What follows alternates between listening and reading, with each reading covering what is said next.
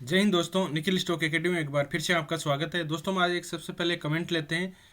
Alpesh Mehta sir का comment है, CDSL sir for long term holding वे। तो CDSL के बिजनेस मॉडल के बारे में डिस्कस करेंगे। उसका business model fundamental technical chart के थ्रू समझने की कोशिश करते हैं कि कौन से इंपॉर्टेंट लेवल है। इसके लगभग मतलब 15-20 दिन पहले हमने डिस्कस किया था कि यहाँ पर एक डबल टॉप पैटर्न बन रहा है। इसमें बाइंग अपॉर्चुनिटी कौन से इंपॉर्टेंट लेवल पे बाइंग कर सकते हैं। नीचे की तरफ आता है तो कौन से इंपॉर्टेंट लेवल है। 1-2 साल का नजरिया इसमें आप देख सकते हो कि इसमें 125 के लगभग परसेंट मिल चुका है रिटर्न। 125% लगभग एक साल में मिल चुका है, डबल से ज़्यादा हो चुका है। तो अब इसमें क्या बाइंग करना अच्छा रहेगा या कौन से इंपॉर्टेंट लेवल है जहां पर अपन बाइंग कर सकते हैं। तो डिटेल से स्टेप बाय स्टेप उसको चार्ट को समझने की कोशिश करते हैं। और इसके बिजनेस मॉडल क्वार्टरली रिजल्ट में भी कोई ऐसा इंप्रूवमेंट नहीं है ज़्यादा, मतलब कंसोलिडेट टाइप के आ रहे हैं। तो डिटेल से स्टेप बाय स्टेप समझने की कोशिश करते हैं। ये CDSL का वीकली टाइम फ्रेम का चार्ट है। हमने देखिए पहले ये मार्केट में लिस्टेड, मतलब कि कह सकते हो 2017 में हुआ था जब प्राइस 400 रुपये के लगभग था। और इसमें एक कंसोलिडेट फेज रहा ये 21 से लेके, और ये कह सकते हो कि 23 तक कंसोलिडेट था। डाउन ट्रेंड था। डाउन ट्रेंड में आप देख सकते हो कि lower top lower bottom pattern बन रहे थे। इसमें देखिए डाउन ट्रेंड में lower top lower bottom pattern बन रहे थे। एक ट्रेड लाइन था, इसको ब्रेकआउट किया तो ट्रेंड चेंज हुआ और फिर ऊपर की तरफ चला गया। ये एक मेजर सपोर्ट था यहाँ पर फिबोनाची रिट्रेसमेंट का, वहाँ से रिवर्स हुआ था। अब इसमें यहाँ पर एक कंसोलिडेट फेज चल रहा है। लगभग आप देख सकते हो कि नवंबर मान लीजिए, नवंबर से लेके 3-4 महीने हो गए। ठीक है, नवंबर मतलब नवंबर से लेके 5 महीने हो चुके हैं। 5 महीने से कोई भी एक रेंज में फंसा हुआ है, इस रेंज में फंसा हुआ है। ठीक है, एक रेंज में फंस गया। तो अब इसमें क्या बाइंग अपॉर्चुनिटी करना चाहिए या नहीं करना चाहिए, डिटेल से समझने की कोशिश करते हैं। पहली बात एक चीज़ अपने को देख रहे हैं, कभी भी हम, जिस तरह से मेरा लॉजिक रहता है कि हम कभी भी सपोर्ट से मतलब कोई रिवर्सल से अपन बाइंग करते हैं, कभी भी मतलब ब्रेकआउट पे नहीं करते। पहली बात तो मैं ब्रेकआउट पे बाइंग का कभी कभी बोलता हूँ। तो ब्रेकआउट का नियम क्या होता है कि अगर उस रेजिस्टेंस को 3 बार टेस्ट कर लेता है तब इसमें बाइंग करते हैं। ठीक है, तो वो भी उसमें पॉसिबल है। ब्रेकआउट के पुल बैक पैटर्न आके बाइंग TRC पे दे तब इसमें बाइंग अपॉर्चुनिटी करनी चाहिए। उसमें भी आपको थोड़ा सी दिक्कत रहती है, ये भी ध्यान रखना। ज़्यादातर पॉसिबिलिटी मतलब कि जो भी मेरा इन्वेस्टमेंट है उसमें 80% में ये मान के चलो मैं रिवर्सल में बाइंग करता हूँ। ठीक है, रिवर्सल में बाइंग करते हैं, जहाँ मेजर सपोर्ट रहता है वहाँ से रिवर्सल में बाइंग अपॉर्चुनिटी बहुत ही अच्छी रहती है।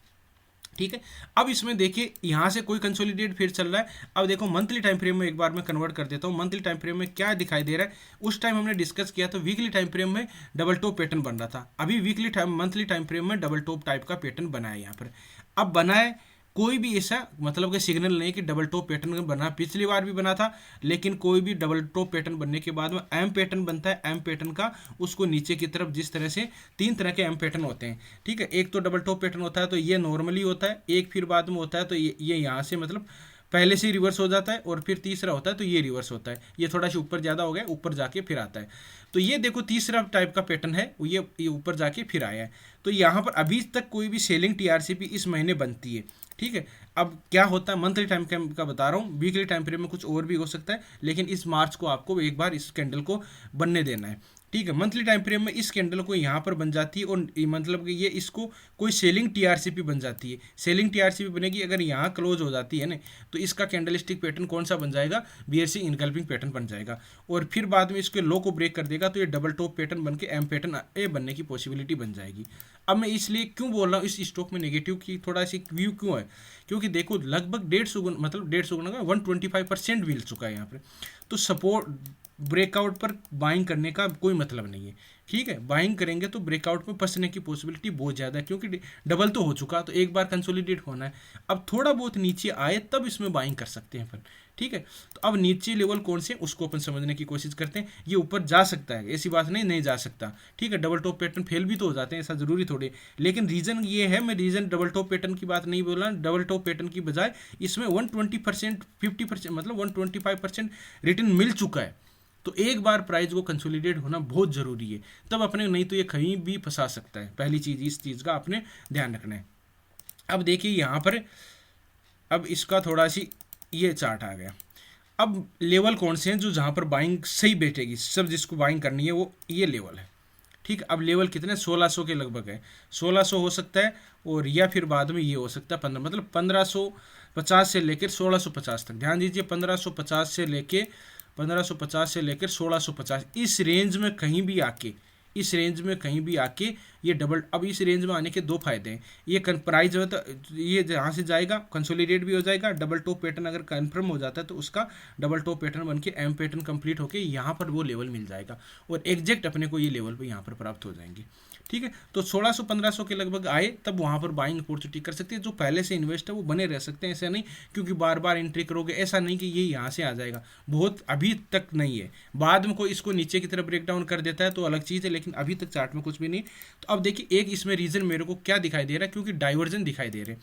अब मैं डाइवर्जन आपको बता देता हूँ। देखिए डाइवर्जन जैसे एक बार ये अपन आरएसआई में देख लेते हैं, आरएसआई के बारे में जैसे हम डिस्कस भी करते हैं। आरएसआई ये देखिए आरएसआई में वीकली टाइम फ्रेम में आपको प्राइस आपको देख सकते हो कि ये कंसोलिडेट चल रही है, ऊपर भी जाके आई है और यहाँ पर देखो आरएसआई में क्लियर डाइवर्जन दिख रहे हैं, इसको बोलते हैं नेगेटिव डाइवर्जन। तो आज नहीं तो आएगा कभी ना कभी, थोड़ा बहुत नीचे तो आना है इसको। क्यों आएगा? क्योंकि डाइवर्जन दिखाई दे, एग्जैक्ट जरूरी नहीं कि यहीं से काम करे, एग्जैक्ट डाइवर्जन दिखाई देते हैं तो थोड़ा 200-400 पॉइंट ऊपर जाके भी आ सकता है, लेकिन और रीज़न ये है कि यहाँ से रैली दे चुका है, तो यहाँ पर पॉसिबिलिटी ज़्यादा बन जाती है कि एक बार थोड़ा सी नीचे की तरफ आएगा तब इसको अपने बाइंग करेंगे। और डेली टाइम फ्रेम में देखते हैं तो डेली टाइम फ्रेम में भी डाइवर्जन देखो, ये देखो यहाँ पर डाइवर्जन क्लियर दिखाई दे रहे हैं यहाँ पर। ठीक है, तो इस तरह से अपन देख रहे हैं, वीकली टाइम फ्रेम में भी दिखाई दे रहे हैं, मंथली टाइम फ्रेम में देख लेते हैं। मंथली टाइम फ्रेम में भी आप देखोगे तो मंथली टाइम फ्रेम में भी डाइवर्जन दिखाई दे रहे हैं, यहाँ ऊपर जाके आया और ये नीचे की तरफ दे, तो मतलब तीनों टाइम फ्रेम में डाइवर्जन दिखाई दे रहे हैं। तो मेरे हिसाब से जो भी मेरा जो लॉजिक है वो नहीं बोलता कि इसमें मैं बाइंग करूं। ठीक है, मेरा लॉजिक ये बोलेगा कि अगर 1500-1600 के लगभग आता है वहां पर अपने को बाइंग अपॉर्चुनिटी मिलेगी तो मैं बाइंग अपॉर्चुनिटी करूंगा। अब यहाँ पर देखो double top pattern, double bottom pattern भी बनाया था थोड़ा सा यहाँ से, और ये हमने देखो इसका देखो बिहेवियर देखे, डबल बॉटम पैटर्न मैं बोलता हूँ एग्जैक्ट वाला काम नहीं करता ज़्यादातर, मतलब ये देखो यहाँ से नीचे की तरफ आया यहाँ और फिर बाद में यहाँ से, अब देखो थोड़ा वाला जो तीसरे वाला है ना यहाँ से ये रिवर्स हुआ है और वो अच्छा काम भी किया, यहाँ तक आ गया तो उनका भी टारगेट मिल गया। अब डबल टॉप पैटर्न बन जाता है ये तीसरा, तो यहाँ का टारगेट मिल जाएगा, यहाँ तक आ जाएगा। तो ये लेवल है 1500-1600 जहाँ पर अपने को बाइंग कर पहले से इन्वेस्ट है वो बने रह सकते हैं, लॉन्ग टर्म का है, बिजनेस मॉडल अच्छा। अब इसके बिजनेस मॉडल की भी बात कर लें एक बार। देखिए बिजनेस मॉडल किस तरह का बिजनेस मॉडल है, ये है CDSL जो सेंट्रल डिपॉजिटरी सर्विस। इसका मतलब ये है कि ये जो अपने स्टॉक अपन बाय करते हैं तो कहाँ पर जमा होता है, जैसे बैंक में पैसे अपन जमा करते हैं तो बैंक के पास जमा होते हैं, इसी तरह से स्टॉक मार्केट के जो भी अपन स्टॉक बाय करते हैं तो CDSL के पास में और NSDL के पास में, दोनों के पास में डिपॉजिट होते हैं। CDSL मार्केट में लिस्टेड है, NSDL मार्केट में लिस्टेड नहीं है।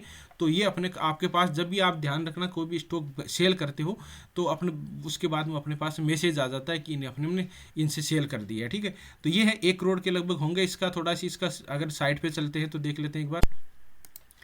ये देखिए इसकी central depository service limited found 1999 में इसकी स्थापना हुई थी और इसमें 10 करोड़ के लगभग अकाउंट इन्वेस्टर का अकाउंट है। ठीक है, और 583 डिपॉजिटरी पार्टिसिपेंट है और इसमें ये भी देख सकते नंबर ऑफ डीमेट कस्टडी है और ये सिक्योरिटी ऑफ डीमेट कस्टडी अलग अलग तरह के भी ये भी होते हैं।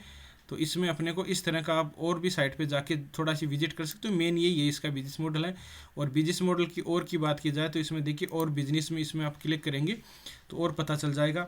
इसमें देखिए depository participant, demat custody depository में अलग अलग है। 583 हमने डिस्कस किया था वो है। सिक्योरिटी अवेलेबल हो, सिक्योरिटी भी है, गवर्नमेंट सिक्योरिटी भी होती है, इस तरह का यह काम करता है। अब इसका देखिए फंडामेंटल की बात की जाए तो फंडामेंटल में आप देख सकते हो मार्केट कैप है 19,130 करोड़ का है। करंट प्राइस की बात करें 1831 है। बाद में हाई गया इसका 2067 है, लो गया 881 है। स्टॉक पी है 51 है, सॉरी 54 है। ROC इसका 30% है, ROE इसका 23% है, फेस वैल्यू इसकी 10 है।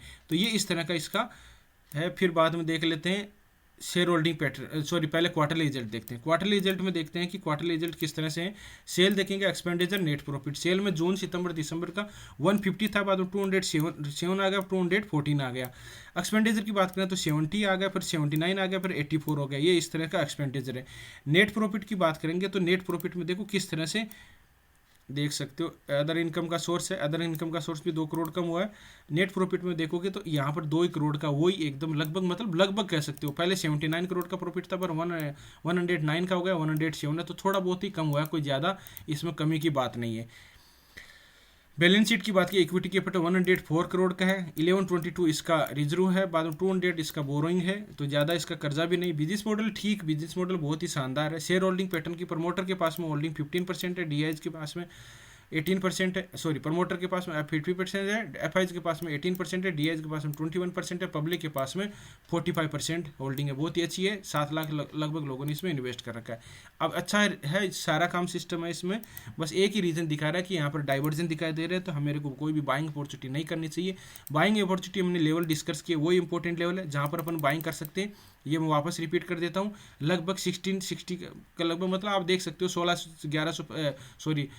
1550 से लेकर 1650 तक आता है, तब इसमें बाइंग कर सकते हैं। यहाँ से सपोर्ट पे रिवर्स हुआ था, तो क्या रीज़न हुआ था वो एक बार देख लेते हैं। फिबोनाची रिट्रेसमेंट किस तरह से काम करती है, बहुत ही अच्छी तरह से काम करती है ये देखिए ये इसको, तो एग्जैक्ट अपन 50% की रिट्रेसमेंट पे आके यहाँ से सपोर्ट लेके फिर धीरे धीरे वापस देखो किस तरह से 38% पर सपोर्ट लिया, फिर वापस रेजिस्टेंस 23% पर रुका था, और अभी यहाँ से एक मतलब उसको ब्रेकआउट कर दिया, लेकिन कंसोलिडेट कर रहा है।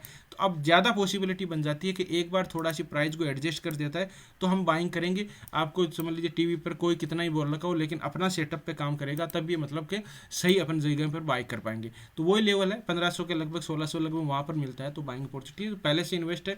अब देखिए एक ट्रेड लाइन है वहाँ पर, वो भी उसका सपोर्ट भी कर सकता है, तो ट्रेड लाइन का भी ड्रॉ कर लेते हैं।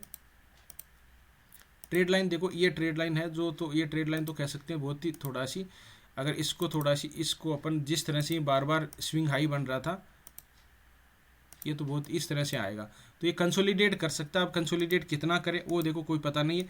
देखो ये हायर, जब से ट्रेंड अप ट्रेंड होता है ना, ये हायर टॉप हायर बॉटम, तो ये अप ट्रेंड के सिग्नल है, हायर टॉप इस तरह के।